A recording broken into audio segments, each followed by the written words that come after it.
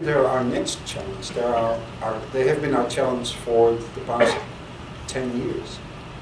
Remember, we are already operating internationally at a scale with many data centers reliably.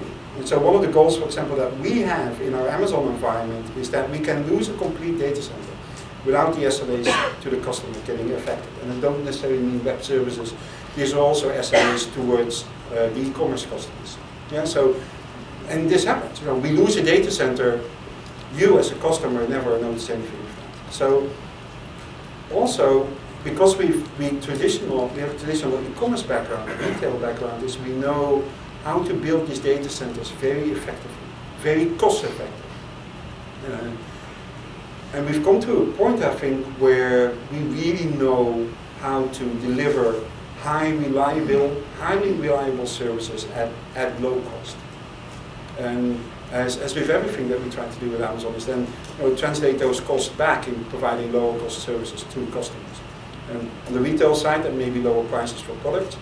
At the web services side, it might be that we actually lower prices on these services. One of the things that we did recently was lower the prices on SQS, the queuing service, because we felt that we had alternative ways in doing that in which we could save money. And instead of leaving the price at the price point where it was, we lowered the prices because we felt that that we directly have to translate these things back. Will data center construction be an expert area where you really have to be an expert in building data centers if you want to play in this market? Yes. Actually, we are. It's one of the reasons why we can do it. Because if we wouldn't be experts in building data centers at low cost, with high reliability, we couldn't make these services work. There is no company that can build any competitive advantage. Once you're an expert in building data centers, maybe one day one company will get some memory, will be cheaper. Others may get a better power supply. But these things will float through the world.